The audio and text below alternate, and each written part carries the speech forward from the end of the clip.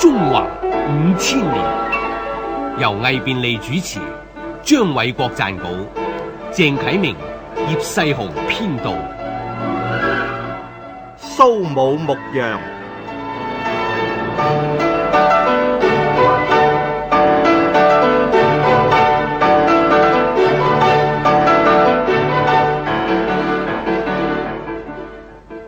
漢武帝天漢元年，即係公元前100年，漢武帝派遣中郎將蘇武出使匈奴。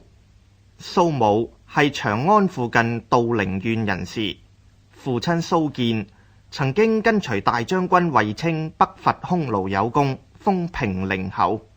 後來蘇建喺另外一次戰爭之中敗陣，侯爵被廢。蘇武繼承父親嘅事業，喺軍隊之中任職。佢出使之前1年，二師將軍李廣利遠征大宛勝利，大宛國向漢朝降服，西域各國震動，紛紛表示親漢。對匈奴嚟講，西域各國親漢就等於匈奴對西域減少咗影響力。當時因為衛青、霍去病經營朔方同埋河西走廊，因此匈奴東面受到漢朝鉗制，西域成為唯一匈奴控制嘅區域。匈奴單於庭亦都向西搬到去接近西域嘅地方，所以李廣利降服大宛，對匈奴打擊極大。當時歐黎胡單於病死咗，由佢弟弟坐提侯單於繼位。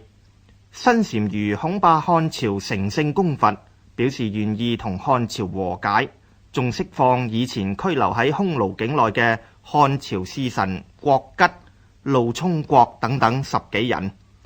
於是漢武帝派遣蘇武帶備厚禮，率領副使張勝、常惠等等100幾人去匈奴單於嗰度報聘。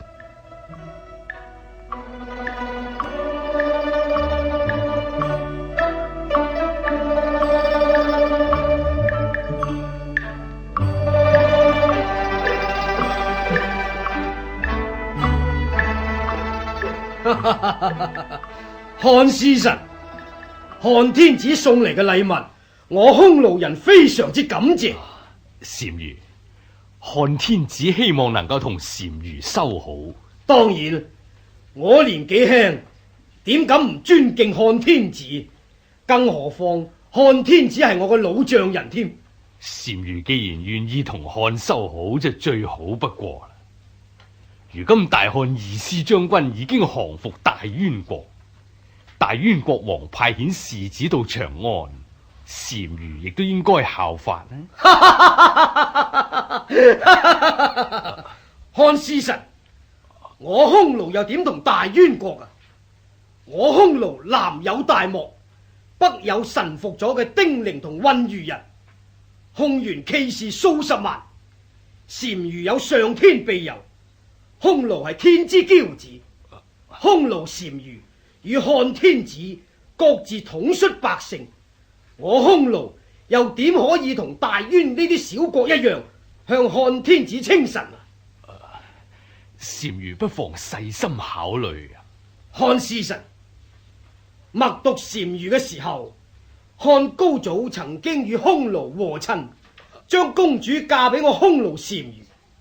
漢天子如果希望與匈奴修好，不妨恢復和親啊！高祖時候有高祖嘅做法，如今同高祖時候已經唔同，和親不便啊！哼！既然漢使臣認為和親不便，咁我哋暫時無需多講。我哋匈奴數日之後有狩獵大會，漢使臣就留喺呢度。等狩獵大會完咗之後，我哋再商議過啦。既然單於有事，漢使臣就等候單於回覆。漢使臣，如果你有咩需要嘅，就同衛律講啦。衛律？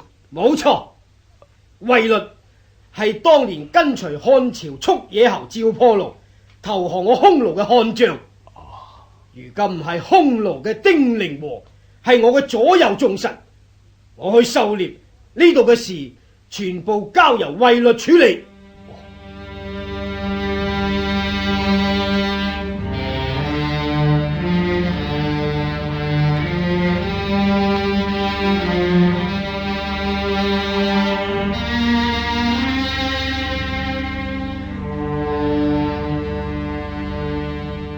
蘇先生，屬下有一件事想向先生報告。上尉，有事不妨直講，何必吞吞吐吐呢？先生，我哋都嚟咗匈奴境內1個多月，匈奴單於傲慢無禮，對天子嘅旨意冇確實嘅答覆，又借意狩獵，要我哋等候個多月。咁點呢？上尉，先生有冇留意近日匈奴嘅人嘅情況？咩情況？不瞞先生，副使張勝日前與匈奴侯王約定，侯王帶領部屬投奔漢朝。乜張勝瞞住我同匈奴叛臣串謀啊？咁呢個侯王係咩人嚟？佢哋計劃點做啊？侯王係匈奴渾邪王大子嘅仔，佢同一個投降匈奴嘅漢將余常合謀，預備趁單於出獵，挾持匈奴母親投奔漢朝，向副使張勝求助。張勝答應咗。哎呀，你哋居然做出件咁嘅事！單於雖然唔喺度，不過呢度匈奴兵馬唔少，仲有衛律主持一切，你哋胡作妄為，點解唔考慮後果啊？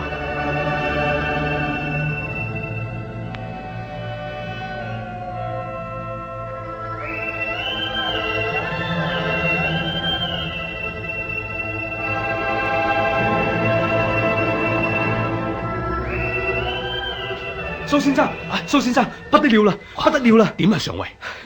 尋晚匈奴侯王同埋余常發動叛亂，預備威脅匈奴單於母親一齊投奔漢朝嘅時候，俾衛律派兵平定咗啊！咁結果點啊？結果侯王被殺，余常被生擒。係啊，咁余常一定供出同副使張勝同謀。唉，事到如今，我身為漢使臣，一定受牽連。我犯咗咁大嘅過失，有負國家，真係有負國家。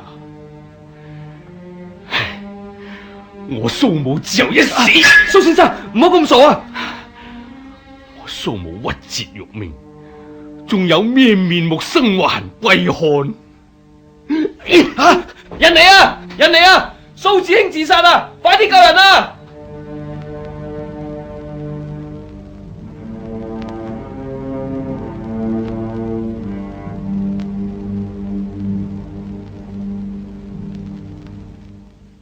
漢使臣，你嘅傷勢好翻啊嘛？有勞單於關心，好翻好多。衛律，在，如今就由你審問佢。係，蘇武，漢副使張勝圖謀殺單於嘅近臣，罪應處死。不過單於准許投降者赦罪，張勝已經投降。你又點啊？我身為正士，決不投降。哼！副使有罪，你身為正士應該連坐噶噃。連坐？我並冇同謀，又唔係張勝家屬，何謂連坐啊？咩話？哼！你偷漏我！衛律，你為人臣子，不顧恩義，叛主背親，投降蠻夷，我唔想再見你。你呢個小人居心不正，挑撥單於同大漢相鬥。大漢天子尚且可以消滅南越國，設立九郡，大冤王殺漢使者，亦都懸頭顱喺長安示眾。今日只有匈奴未滅。你想引匈奴同大漢戰爭？匈奴災禍就係因殺我而起啊！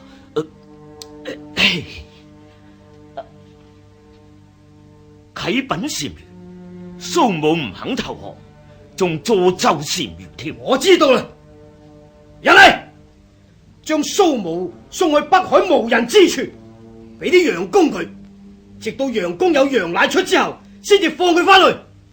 至於蘇武嘅隨從，全部分散各地為奴。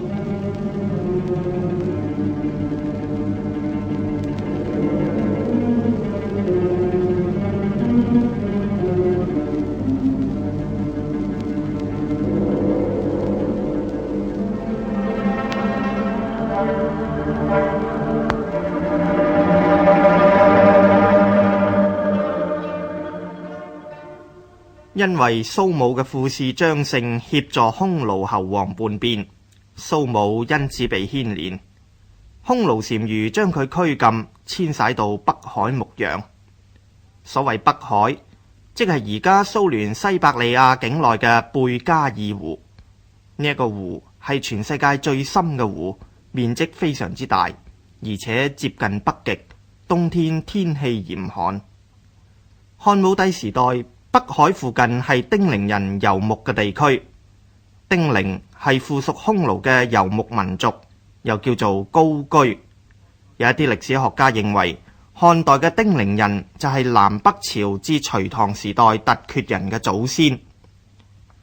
西漢時代嘅丁零人文化比較匈奴人更加落後，但係比較匈奴人更加兇悍。蘇武喺北海生活，本來已經非常窮困㗎喇，而啲丁零人仲時常劫掠佢添。另外，蘇武嘅隨從常尉、徐勝、趙忠根等等，亦都唔肯投降俾匈奴，而俾匈奴人拘留㗎。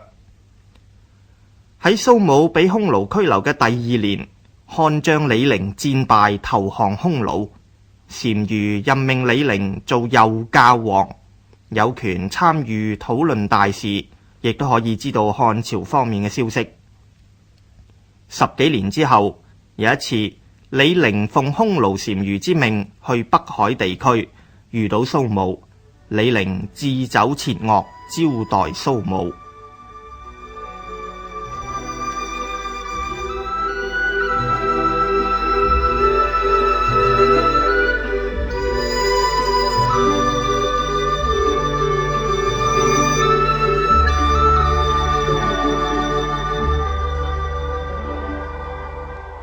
子興，你喺北海呢度都有10幾年啊？係唔經唔過18、19年。你點樣生活啊？生活，在下初嚟到嗰陣，連糧食都冇，靠捉野鼠、挖草實為生。過咗5、6年，單於之弟烏牽王嚟到北海游牧，我替佢織漁網做弓箭，得到烏牽王信任，送咗一啲畜生俾我。估唔到過咗3年幾，烏牽王死咗，佢嘅屬下走晒，又剩翻我。子興，難為咗你啊！有乜難為唔難為嘅？丁零人又經常嚟劫掠，在下今日除咗一個胡婦之外，真係一無所有。既然受苦，點解唔投降匈奴呢？李少卿，請睇下。呢支係當年皇上交俾在下作為侍臣信物嘅節杖，在下日夜隨身。而家雖然舊到節上邊嘅毛都完全脫落，但係仍然不敢忘記使命。子興重信義，但係信義安在？李少卿被朝廷誤會搞匈奴作戰，家屬被皇上誅殺，所以心中怨恨。朝廷邊度有信義可言？子興，你想知道家人嘅情況？在下嘅家人，佢哋點啊？寧兄蘇將軍為逢居都尉，犯咗過失，自刎而死，得到皇上賞賜200萬錢殮葬。大哥，令弟余兄跟隨皇上祭祀河東後土，因為有一個幻騎同黃門駙馬爭船，糾纏之間推咗黃門駙馬落河，仲浸死咗佢。幻騎逃走，余兄負責追捕，但係不能擒獲，惶恐之中亦飲藥自盡。三弟都死埋，少兄，咁家母佢哋點啊？在下嚟嘅時候，太夫人已經不幸，我仲送佢嘅喪。至於嫂夫人，聞說經已改嫁。娘親，我唔可以再侍奉你嘅。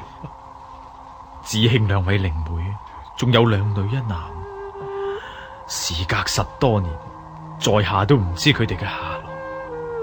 子慶，人生如朝露，何必咁固執？當日在下投降，內心痛楚，就好似發狂咁。但係念及陛下法令無常，所以唔使講，我蘇武父子得陛下重用，位居列將，爵封通侯，就算肝腦塗地，都甘願殺身報國。臣是君，與子是父一樣，只為父死無所恨。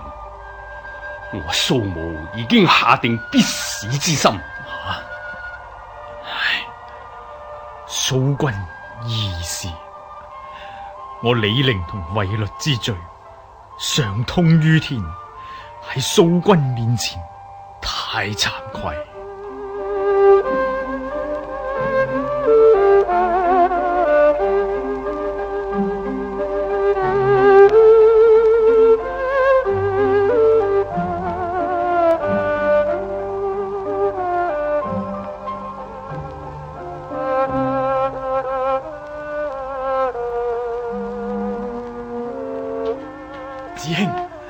子興，哦，少兄，你又嚟啦，請入嚟啦。得，嫂夫人。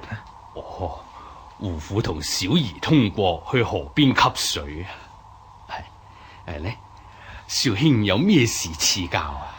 在下要向子興辭行。啊，咁快就走啦？係，我屬下嘅人報告，話漢雲中郡捉到俘虜，個俘虜話，自太守而下，以至萬民都改穿素服，梗係皇上駕崩。我要趕翻去同單於商議。皇上駕崩？哎呀，微臣唔可以向皇上復命啊！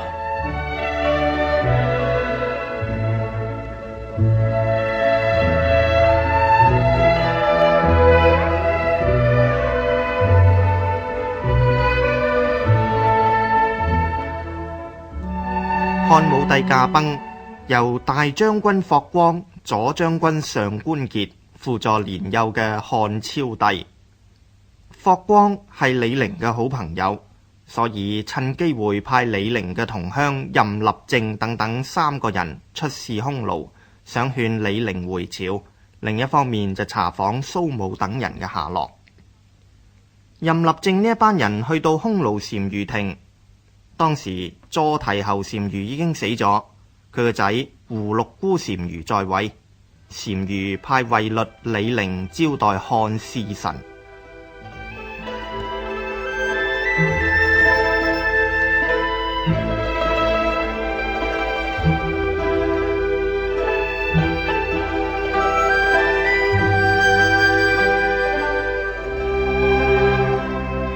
祝漢天子萬壽無疆。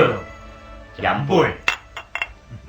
祝匈奴單於萬壽無疆。飲。兩位賢王，如今漢天子已經駕崩，大赦天下，中原安樂，主上年少，霍子孟同上官少叔執政。我都老啦，着咗胡服都10幾年。少卿太辛苦啦，霍子孟、上官少叔佢哋託在下向少卿問候。任少公，霍先生、上官先生無恙啊嘛。各位，我失陪一陣，你哋繼續飲酒。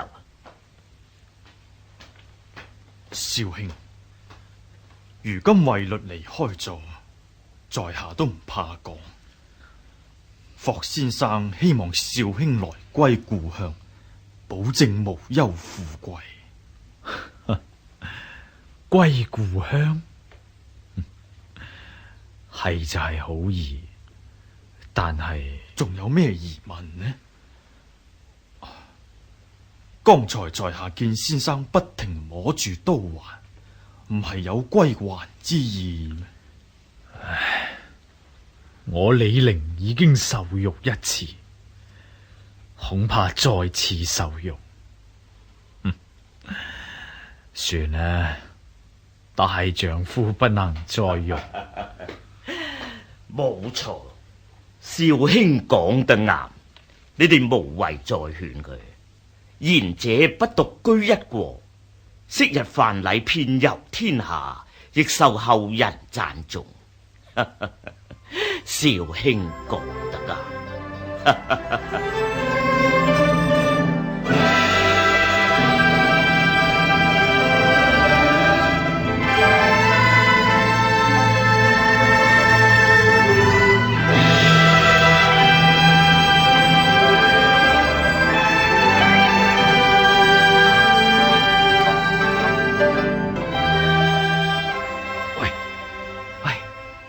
前面幾位係咪漢使臣啊？你係邊位啊？在下係太原人常惠。天漢元年，跟隨中郎將蘇武出使匈奴，被匈奴拘禁。哦，你就係常惠。咁蘇武呢？單于話佢死咗10幾年，佢究竟有冇死到？蘇武仍然在生。佢俾匈奴人拘禁喺北海附近嘅沼澤。咁真係好啦，我馬上向單于提出，求佢釋放你哋歸國啦。多謝你。不過仲有咩問題呢？先生有咩證據證明蘇武未死？咁呢？先生向單于講，話漢天子喺上林射獵，得到一隻雁，雁竹上面綁住蘇武嘅書信，上面寫明佢身處北海沼澤。單于見漢人知道蘇武下落，就唔敢否認。冇錯，我就依你所講去問單于啦。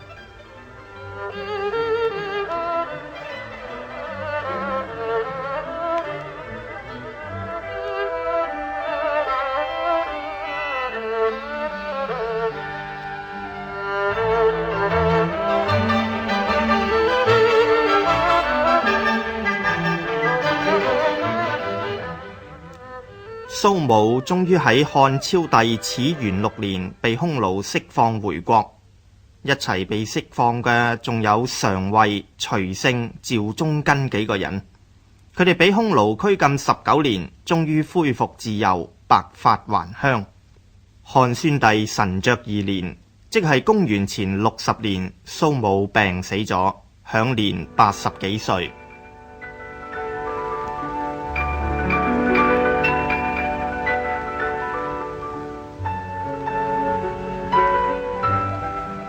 中華5000年，由魏便利主持，張偉國撰稿，鄭啟明、葉世雄編導。現在經已播放完畢。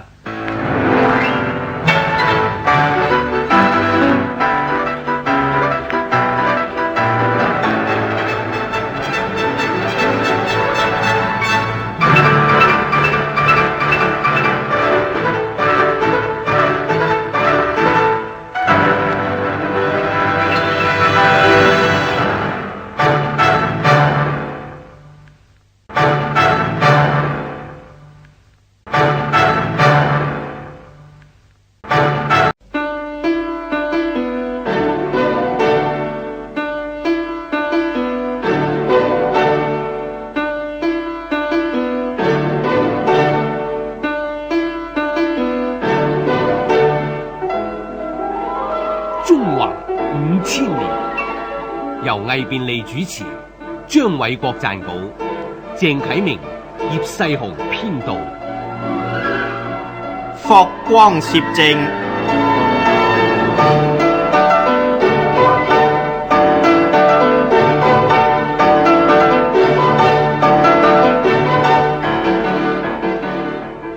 漢武帝臨死嘅時候，決定將皇位傳俾年僅8歲嘅幼子忽靈，即係後來嘅漢昭帝。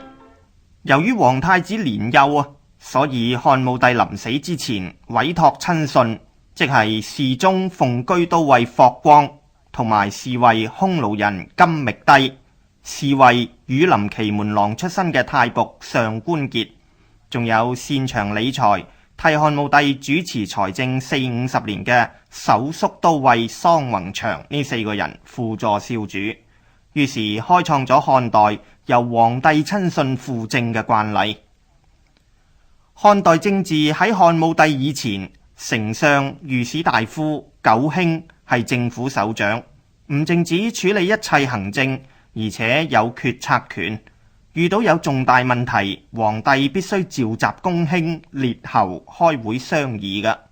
丞相仲有權對皇帝嘅旨意提出反對，拒絕執行。丞相同太尉亦都有調動兵馬嘅權力。喺漢武帝初年，田汾做丞相，權力仲大過漢武帝。喺田汾死咗之後，漢武帝逐漸削弱以丞相為首嘅朝廷權力。佢先廢除太尉，而兵權亦都逐漸由皇帝掌握。漢武帝又任命一啲年老軟弱嘅大臣擔任丞相職務。其實一切政策嘅商議就由皇帝以及親信大臣主持，例如張湯、桑弘長呢一班人就係漢武帝嘅親信啦。呢一類親信大臣稱為中朝官，有時亦都被任命為公卿嘅，類似今日嘅政策顧問。由於中朝官嘅出現，於是令到丞相、御史、九卿嘅權力逐漸降低，只能夠奉命行事，變成行政長官，即係所謂外朝官。呢一種變化十分緩慢，不過越嚟越明顯。後來到咗東漢，中朝官同外朝官往往互相對立，有所謂宮中府中之爭。漢武帝晚年甚少接見大臣，所以傳達皇帝旨意同埋傳遞公文嘅工作就落喺嗰啲漢武帝身邊辦事嘅官吏同埋侍衛身上。呢啲人都有侍中嘅官銜，或者擔任尚書嘅職務。其中一部分特別得皇帝信任嘅就成為皇帝親信，參與政治決策。霍光、上官桀、金覓帝、桑弘長幾個人就係呢一類親信啦。霍光係霍去病同父異母嘅細佬，出入宮禁20幾年。史書話佢出則奉居，即係替皇帝扶住架馬車等皇帝落車嘅。又話佢入侍左右，總之出入都係喺皇帝左右就係啦。霍光為人小心謹慎，從來都未曾犯過過失嘅。霍光受命輔助漢昭帝之後，拜為大司馬大將軍，封博陸侯，兼領尚書事務。當時漢昭帝年幼，霍光、上官桀、金覓帝、桑弘長4個人就成為實際上嘅皇帝。有一日，位居左將軍嘅上官桀去揾霍光商量一件事。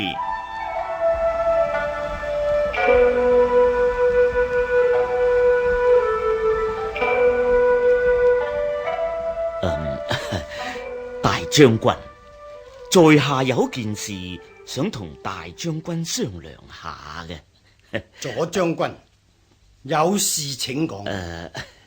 子孟兄，你我總算一場親家，小兒上官安娶另外為妻。呢啲事應該係尊夫人同內子講至啱。左將軍堂堂男子喺呢度同在下講埋啲咁嘅嘢，點似樣？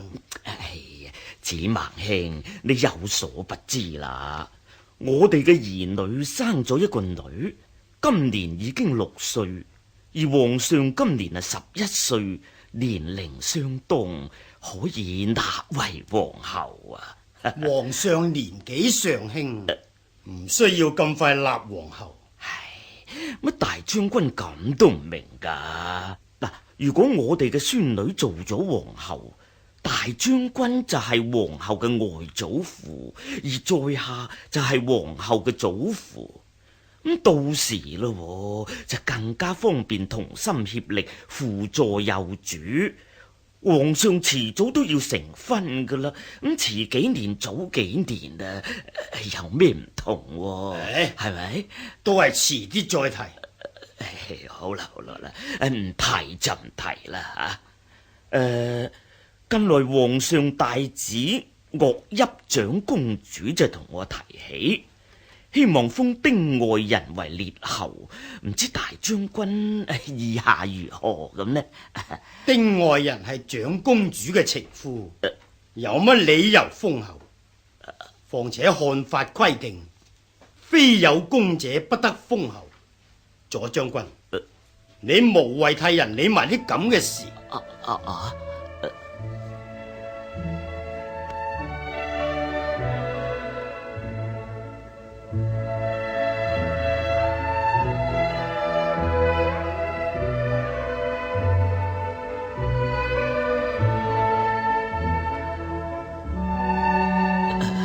啟稟公主，大將軍對公主委託封丁外人為列侯嘅事係執意反對啊！咩話？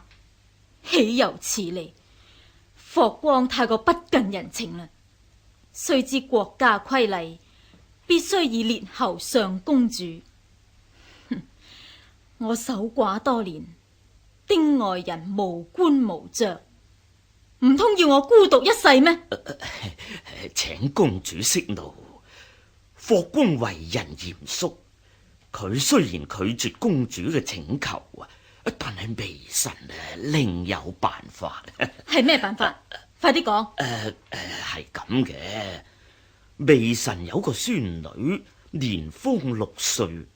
如果公主從中作主，立微臣嘅孫女為皇后啊，咁到時微臣有招防中宮之重，咁到時咯，霍光就唔可以凡事獨斷啦。咁啊，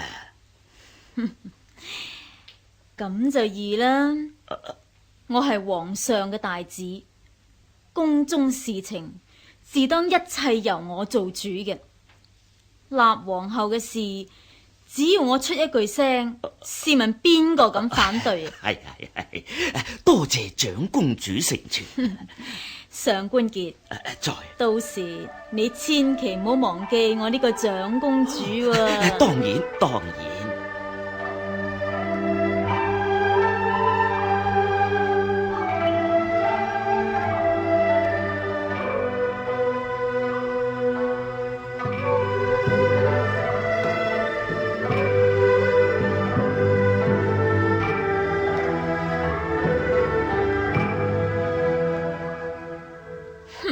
上官傑，你同你個仔上官安係點樣辦事噶？你個孫女立為皇后已經有幾個月啦，但係仲未見你哋替我做妥嗰件事噃。啟稟公主，微臣嘅孫女雖然立為皇后啊，點知霍光恃住先帝遺詔，唔肯對微臣退讓，而且佢又係皇后嘅外祖父，咁微臣亦都冇辦法同佢爭噶。咁丁外人嗰件事又點啊？嗰件事嗰件事，微臣同小兒屢次向霍光提起，要求佢賞賜丁外人官爵，但係都俾佢拒絕咗。豈有此理！你哋簡直就冇用嘅。微臣死罪。死罪有咩用啊？我又唔係當今皇上，又冇先帝嘅遺詔。其實先帝都唔知為咗乜嘢。燕王、廣陵王兩個都長大成人啦，但係先帝就唔立佢哋其中一個做皇太子，偏偏要由呢個幾歲大嘅當今皇上承繼宗廟，仲要由霍光輔政。一直以來，我都懷疑當今皇上並唔係先帝嘅親骨肉。先帝太老啦，連兒女都唔肯見，一定有問題嘅。公主千祈唔好咁講啊！如果俾大將軍知道啊，不得了噶！當今天子係先帝嘅親骨肉，微臣願意作證。就單憑你哋幾個侍衛近臣作證？就算我信啊，燕王、廣陵王兩兄弟都未必相信啦。何況你嘅孫女做咗當今皇后，你梗係唔會懷疑噶。微臣絕無虛言噶。微臣雖然係皇后嘅祖父，但係就並無權力，一切都由霍光作主嘅。其實燕王早就應該立為皇太子，承繼宗廟。上官傑，在。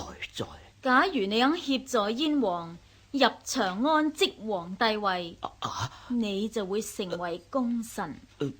咁到時咯，就唔使再受霍光左右啦。咩話？公主你點啊？你想同燕王謀反啊？使乜咁大驚小怪啫？既然燕王係先帝嘅親骨肉，咁冇乜嘢唔妥啊！係啦。聽聞近日桑宏祥對霍光諸多不滿噃，係咪啊？係，我哋4個顧命大臣之中，金覓低死咗。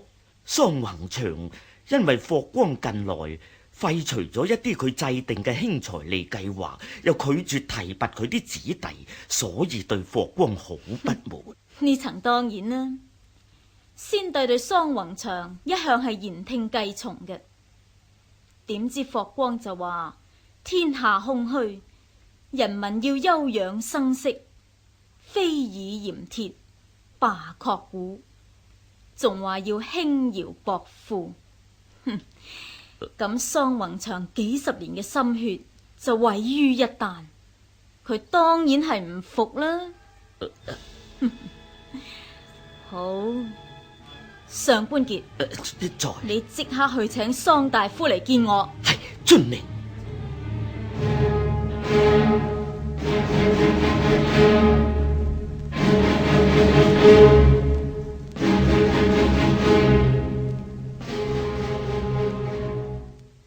阿爹啊，你仲使咩猶豫不決呢？依孩兒睇法，阿爹不妨答應長公主迎立燕王，誅殺霍光。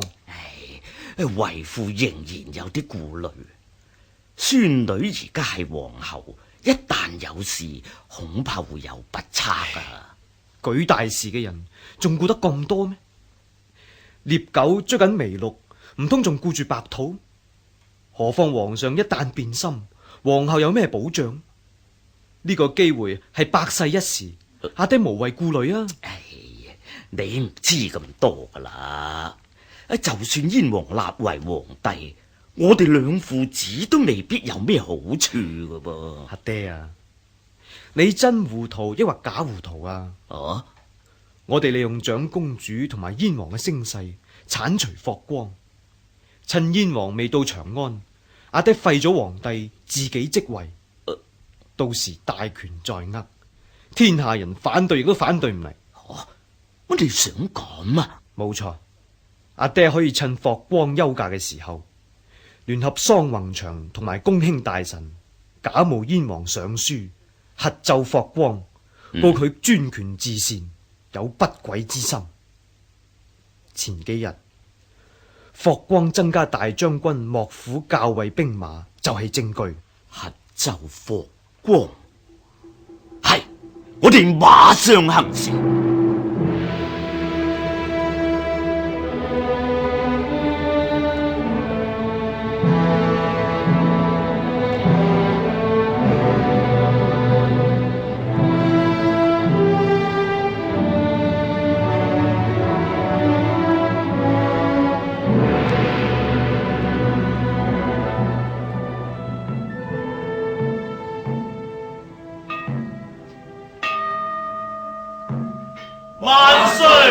萬歲！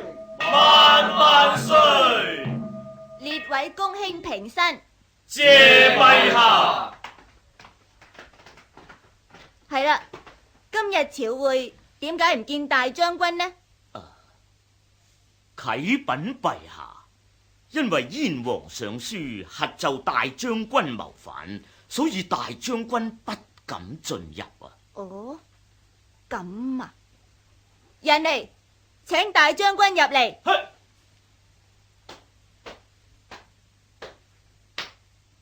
微臣大司馬大將軍參見陛下，微臣使罪。大將軍，事情未清楚，何罪之有呢？大將軍無需免官啦。謝陛下。左將軍，微臣在。燕王上書告大將軍罪狀，佢點樣講啊？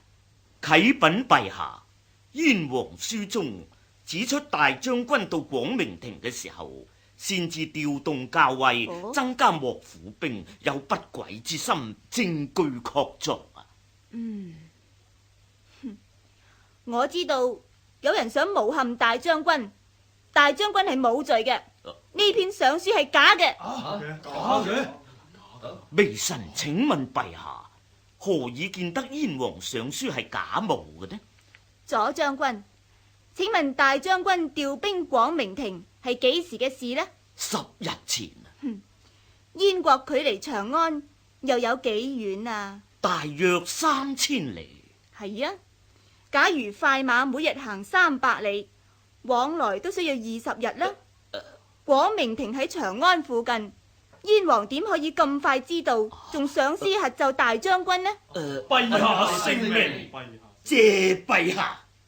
大將軍中義，先帝委託大將軍輔助朕身，以後如有敢非毀大將軍者，朕必定嚴懲。遵旨。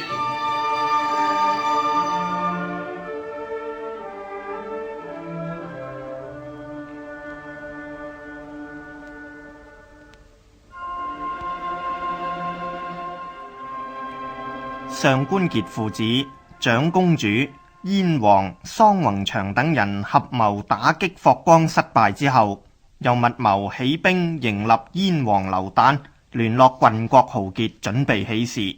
由長公主邀請霍光飲宴，事前埋伏士兵準備殺霍光。點知事情敗露，反而俾霍光誅殺咗上官桀、上官安、桑弘祥同埋丁愛人，仲逼到燕王同長公主自殺。於是霍光更加獨攬大權啦。霍光執政期間實行節儉政策，一改漢武帝時代奢侈嘅作風。漢書描述漢昭帝時候流民歸還家鄉，田野逐漸重新開闢，政府同民間都頗有積蓄。霍光本人雖然並非儒生啊，但係佢強調公卿大臣應該任用通經術、明大義同埋有學問嘅人。不過由於霍光集大權於一身，子侄女婿又控制兵權，連佢嘅家奴馮子都、黃子方都依仗威勢，視丞相公卿如無物。咁嘅情況亦都令唔少人敢怒而不敢言。漢昭帝元平元年，即係公元前74年，漢昭帝逝世，死嘅時候只有22歲。於是霍光嘅外孫女上官皇后就成為皇太後。不過呢一位皇太后亦只係18歲啫。咁因為漢昭帝冇仔啊，所以霍光迎立漢武帝嘅孫昌邑王劉賀做新皇帝。於是昌邑王劉賀就由封國到達長安，即皇帝位。點知登基27日，霍光竟然對新皇帝有所不滿，仲召集群臣，預備請皇太后出面廢咗劉賀，另立新皇帝。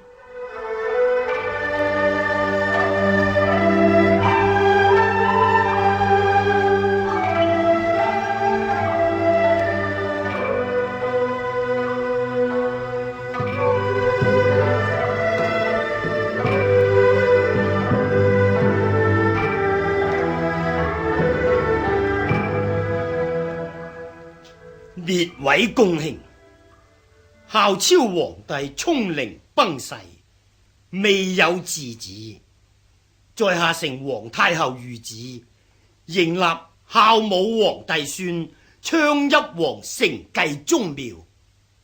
昌邑王即位27日以來，施行紛亂，恐危社稷，各位認為應該點樣處置？新天子失德，楊丞相，你意下如何啊？為大將軍命。新天子點樣失德呢？昌邑王初入長安，詐稱侯同，唔肯哭掉孝昭皇帝。即位之後，無悲哀之心，常與宮人遊戲作樂。大幸皇帝尚在前，昌邑王引昌邑樂人擊鼓歌隨，作排槍，又發長安廚、三太爐與官屬飲宴，每日乘坐皇帝發駕，馳驅北宮與貴宮之間，弄智鬥虎，又與孝昭皇帝宮人淫亂，無人君之德。有咁嘅事？昌邑王只知信任昌邑國從官無僕，所引用者200餘人，取諸侯王、列侯2000石，印綬賞賜昌邑群臣。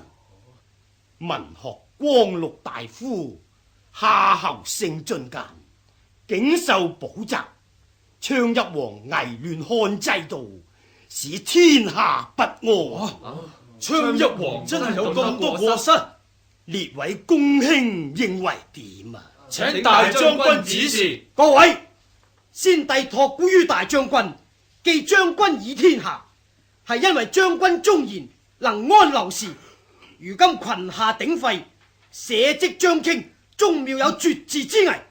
將軍雖死，又有何面目見先帝於泉下？今日之事，大家馬上決定。如果稍有遲疑，臣請劍斬之。田思龍，無需急躁，天下空空不安，大家責怪在下啦。各位，將軍係國家柱石，昌邑王唔配治理天下。我大司農田延年，請大將軍稟明太后，另選賢能以立。請大將軍另立賢能啦。在下亦希望另立賢能，不過未知古代曾否有過先例。依允上恩，廢太甲以安宗廟，得後世稱讚。將軍能夠廢分立賢，乃當今之依允。好啊！我馬上向太后陳述各位公卿意見，但係未知應該迎立邊位宗室。由將軍作主啊！微臣大將軍長史秉根啟稟將軍，近日郡國有布衣為天子嘅傳聞，微臣知道孝武帝曾孫為太子的孫名叫並兒，流落民間，年方18、19，通經術，有美才，希望大將軍列位公卿詳加議論，求證卜勢，先請佢入侍太后，公布天下，然後決定大策，天下幸甚。好，秉根，你就同中正立鄧迎接武帝曾孫入宮。係大將軍，昌邑王如今出咗未央宮，請大將軍盡快迎接太后居駕入未央宮，命人驅逐昌邑群臣，派居騎將軍張安世捉捕昌邑王，請太后發落。就照田思龍所講進行，不過為時必須謹慎，防範昌邑王自殺，令我負天下有殺主之名。謹遵戒令。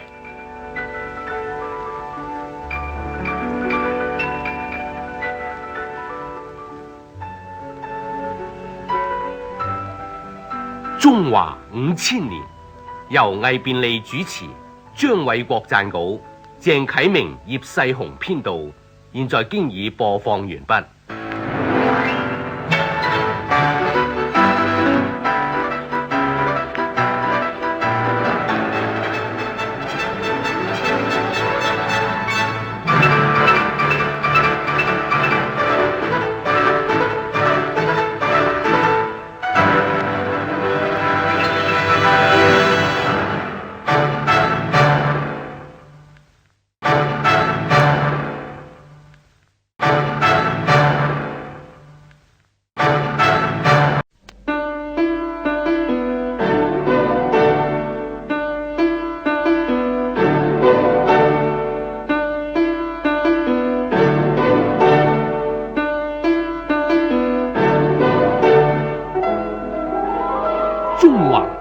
5000年，由魏便利主持，張偉國撰稿，鄭啟明、葉世雄編導。布衣天子。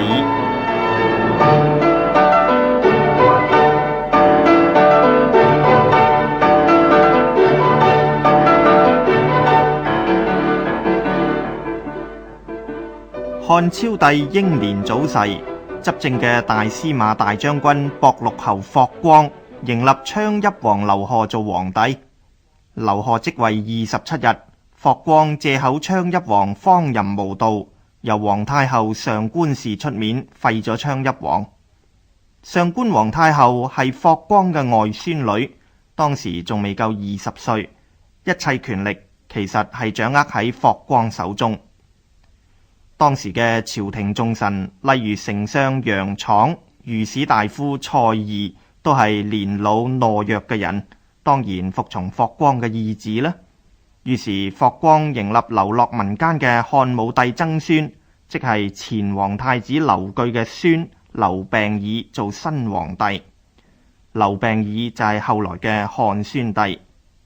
關於呢一個新皇帝劉病已嘅身世，我哋要由漢武帝晚年講起。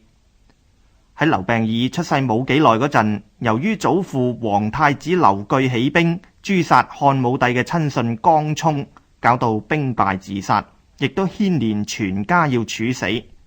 劉病已因為只係嬰兒，所以能夠幸免於難，被囚禁喺郡邸獄。所謂郡邸，即係地方行政區駐首都辦事處。當時因為太子反叛而受牽連嘅人太多，所以要借用郡邸嘅監獄拘禁部分囚犯。劉病已被拘禁嘅郡邸監獄係由一位叫做丙吉嘅獄吏負責管理嘅。有一日，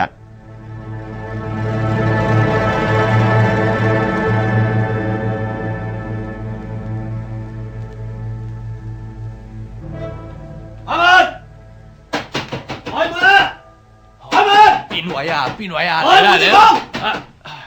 邊位啊？我係皇上派遣嘅使者，奉召嚟獄中視察。在下就係呢處嘅獄使，叫做丙吉。請問有咩事呢，長官？皇上最近聽聞長安獄中有天子氣，所以派我哋到各處監獄殺晒所有囚犯。咁點得啊？囚犯罪有輕重，點可以全部殺晒啊？唔得嘅。我哋奉詔行事，唔理得咁多。長官，呢次係皇上一時之憤啫，遲啲或者皇上心平氣和，大赦天下呢？到時死咗嘅囚犯，豈不是冤枉？長官，積翻啲陰德啊！遲幾日先嚟執行啦，好嘛？唔得，我要馬上執行。長官，呢處監獄與別不同噶。有乜嘢唔同？皇曾孫拘禁喺呢度，我點都唔俾你哋入去害佢噶啦。豈有此理！好，我翻去向皇上稟告，核就你呢個獄使丙吉。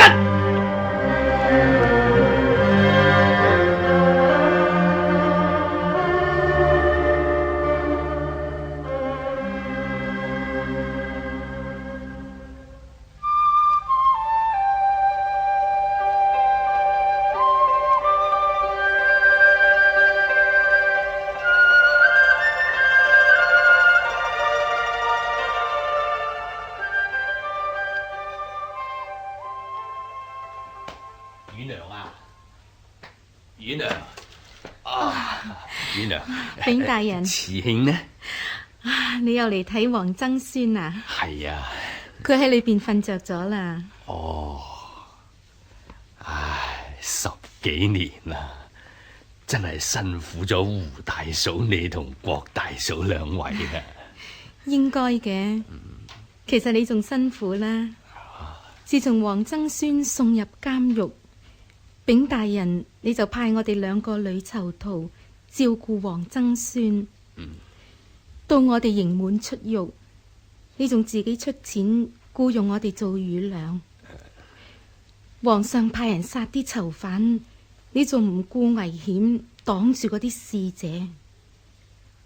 唉，好彩皇上及時宣布大赦，保存黃曾孫嘅性命，全靠丙大人你咋。唉，呢啲事無謂再提咯。丙大人，你第日一定有好報嘅。好報？我從來都未想過。唉，唔通呢個落難皇孫他日有奇遇咩？唉，天下間姓劉嘅宗室太多啦。黃曾孫嘅親戚只得祖母史家，如今雖然得到外曾祖母史貞君兩母子照料，但係史家窮困。唉，曾孫母親只係知道姓黃，自幼被賣到長安學歌舞，冇辦法尋到佢嘅舅父，真係可憐啊！所以我最近同大將軍提起，大將軍就應承咗送黃曾孫去掖庭供養，等佢生活好啲，有書讀。唉，咁點都好過流浪市井啊，係咪？咁就好啦。鼎庸、雨良，你哋對我咁好，真係好多謝你哋啊！你唔好咁講啦。你哋照顧我呢個孤兒太辛苦啦。唉，唔好咁傻啊，慈兄啊！好啦好啦，唔好喊啊！唔好喊。鼎庸、雨良，我唔會忘記兩位嘅大恩大德噶。我哋唔希望你報答嘅。你好好地做人，我哋就歡喜噶啦。記住啊！我知啦。係啦，慈兄啊，我已經稟明大將軍，佢應承咗送你入掖庭供養。咁以後你就有書讀，要俾心機做人啊，知嘛？我知啦。管理掖庭嘅宦官叫做許廣漢，我識得佢噶。佢未犯法受腐刑嘅時候呢，係做郎官噶，為人忠厚，你有時可以揾佢幫忙噶。我知道。掖庭令呢就叫做張河，佢以前係你祖父皇太子嘅家臣嚟，佢唔會唔照顧你嘅吓，你唔使擔心噶吓。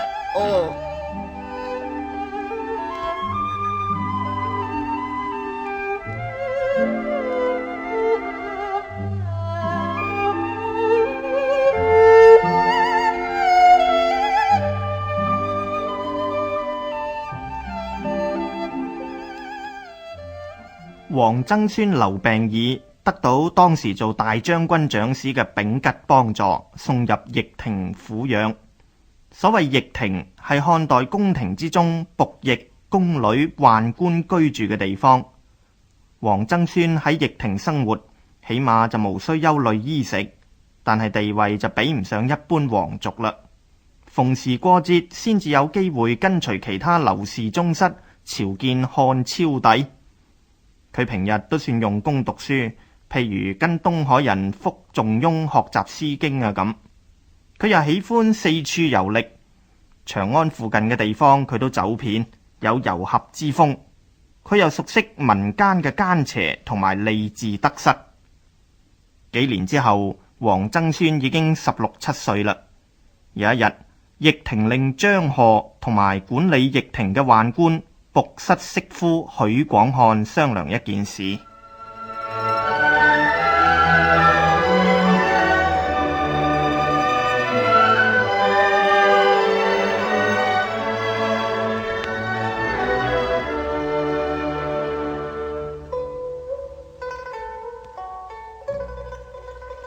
張大人，飲多杯，飲多杯。好，飲。許媳婦，我哋乾杯。好，乾杯。係啦，張大人啊，最近有冇見過大將軍長史秉吉啊？有，佢仲向我提過，王曾孫已經16、17歲啦，應該成家立室啦。係啊，王曾孫近日喜歡去長安城外各處遊歷，佢話學下啲遊俠，見識下外邊嘅事物喎。哦，咁就更加要成家立室嚟管束下啦。係啦，唔知邊家有好女仔呢？張大人啊，你唔係有位孫女嘅？不如就將令孫女許配俾佢啦。我都想，不過舍弟張安世反對呢。佢官居右將軍，同霍將軍同心附政，唔肯將孫女許配俾王曾孫，我都唔敢同佢爭執噶。咁就可惜咯。係啦。許媳婦啊，乜呢？你都有位千金噶，今年都有14、15歲噶啦。不如你將令千金許配佢啦。我啊，梗係想啦。不過張大人，我咁嘅身世，點配做王曾孫嘅丈人啊？哎呀，我以為乜嘢咁難喎，你使乜慚愧啊？王曾孫而家只不過係庶民，佢又孤苦伶仃，咁怕乜嘢喎？講起上嚟又係噃。而且咁啊，曾孫有貴人之上，以後最低限度都會封關內侯。一於將令千金許配俾佢啦。係噃，我一於同佢講。不過咁，尊夫人贊唔贊成噶？點到白爺婆唔贊成啊？係咁就最好啦。一於由我嚟做媒啊！好，我翻嚟啦，許媳婦，我翻嚟啦。王曾孫翻嚟啦。咦？張大人都嚟咗啊？係啊，你坐低先啊，我有件好緊要嘅事要同你講嘅。有咩指教，張大人？許媳婦有一位千金，14、15歲噶啦，同你呢就好匹配嘅。我啊想同你做個媒人，等你置翻頭家啫。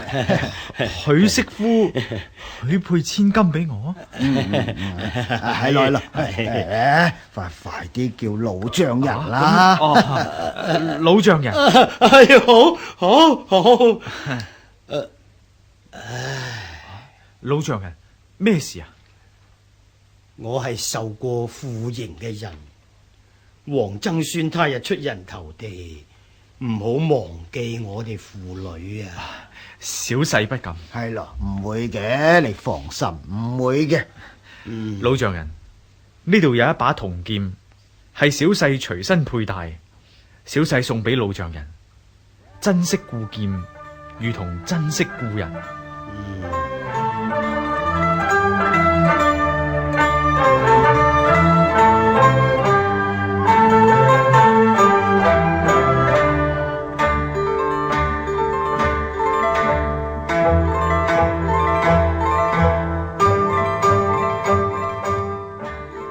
結果呢一位王曾孫就娶咗宦官許廣漢嘅女為妻，而呢一位許氏就係後來漢元帝嘅生母許皇后啦。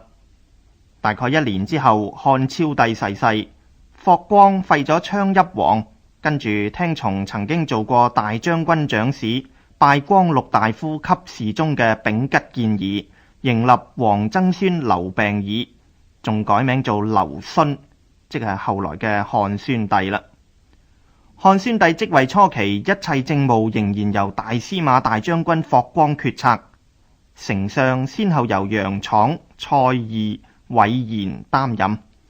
呢幾個丞相都係年紀老邁嘅老臣，冇力量同霍光對抗。漢宣帝初即位嘅時候，因為霍氏家族控制咗軍政大權，所以唔敢違抗霍光，只係主持典禮，甚少過問政府嘅決策。但係漢宣帝喺民間生活咗咁耐，可以話閱歷豐富，加上即位3年之後，佢喺民間所娶嘅許皇后離奇斃命，漢宣帝懷疑同霍氏家族有關，所以內心非常不滿，一直等待機會反擊。到咗地節2年3月，即係漢宣帝即位之後第7年，霍光病死咗，於是漢宣帝開始親自處理政務。但係霍光嘅仔霍宇仍然位居大司馬大將軍，控制政權。霍氏嘅子侄女婿亦都掌握其他軍政嘅重要職位。不過漢宣帝暗中逐步削除霍氏家族嘅權力。首先佢重用御史大夫魏相，由魏相提出凡奏章必須直接交由皇帝處理，無需經過上書審查。於是宣帝就變成可以直接同外朝官溝通啦，霍氏唔可以再從中作梗。冇幾耐之後，仲拜魏相做丞相，丙吉做御史大夫，然後逐個將霍氏子侄女婿調離長安，或者係剝奪佢哋嘅軍職。呢一種情況令到霍氏家族十分恐慌。霍宇於是求佢媽媽，即係霍光嘅夫人作主啦。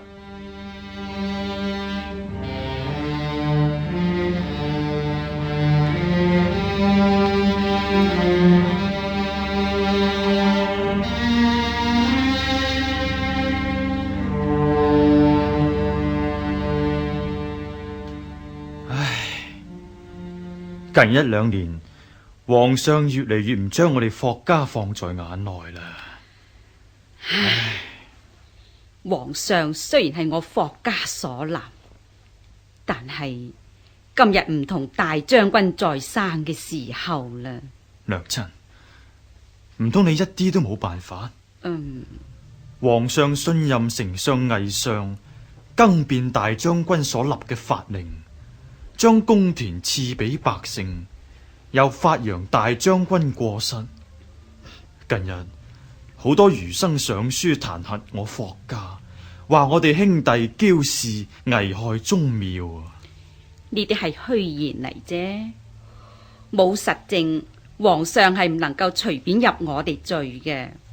仲有人話大將軍輔政嘅時候，主弱臣強，專制擅權。皇上會因此對我家不利嘅，你哋唔使驚。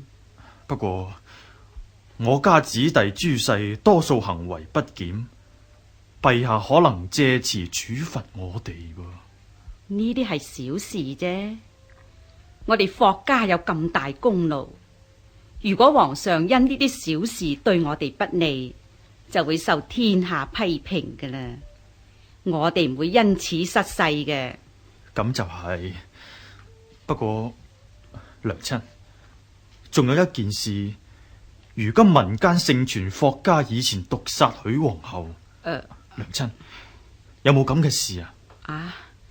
娘親，你坦白講啊。咁嘅，當初大將軍迎立皇上嘅時候，我希望立霍家小女成君為皇后。點知皇上念舊，堅持要立許氏為皇后。當時許皇后有新人，我暗中命女醫順如顯喺皇后所飲嘅藥裏面加附子，等皇后生咗之後俾佢飲。結果皇后死咗，我哋嘅成君如今先至可以成為皇后。真嘅？係。娘親，有人話你聯同當今皇后想毒殺皇太子，都係真噶咯噃。係，我見呢個太子係皇上喺民間時候所生嘅，點可以繼承皇位啊？日後成君有仔，唔通只係分封諸侯王咩？所以，咁就弊啦。如果俾皇上知道，咁我哋霍家一定有滅門災禍，咁點算呢？咁，娘親，我哋不如趁早作反。冇錯，我哋應該趁早作反，以免慢慢俾人剪除權力，逐個誅殺。係。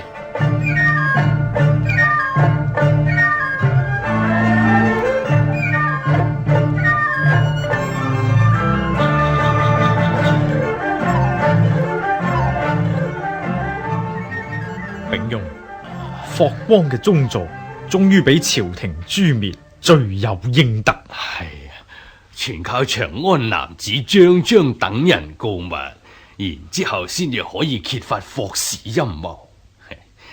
陛下仁厚，除咗霍氏參與叛逆嘅人之外，其他人一概免問。朕都係得丙庸昔日教導啫。不敢。其實霍氏陰謀叛逆，朕早就估到。曾經亦都有人上書對朕表示：車則不信，不信必冇常。朕剛剛即位嘅時候，每次見到霍光都有如芒刺在背，周身都唔舒服。見到居忌將軍張安世，就完全冇咁嘅感覺。陛下明察，所謂威震主者不速，霍氏之禍，由於霍光權威太過，氣勢逼人所致啫。丙庸果然老於觀察。如今霍氏已經誅滅，國家大事就要由丙庸、魏丞相同埋列位公卿費心啦。微臣一定不辭勞苦。丙庸嘅勞苦朕好清楚。唉，可惜郭征卿、胡祖兩位乳娘一早就死咗，許皇后又遇害，朕都未敢話無憾。希望陛下愛護百姓，好似兩位乳娘愛護陛下，愛護太子，好似愛護先皇后一樣。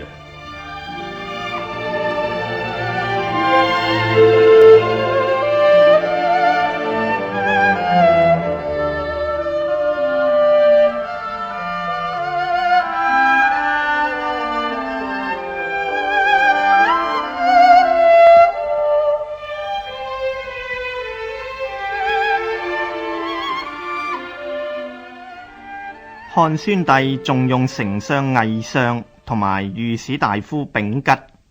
據漢書記述，魏相為人嚴毅，丙吉為人寬容。兩個人同心輔政，令到政治上卒職有序，眾職修理，公卿多稱其位，海內興禮養。即係話政府官吏辦事整整有條，能夠按辦事能力同埋表現嚟到升級降級。執政嘅公卿亦都係適當嘅人選，於是老百姓生活安定，大家少咗爭執，有禮讓嘅風氣，成為後世受人稱頌嘅宣帝中興。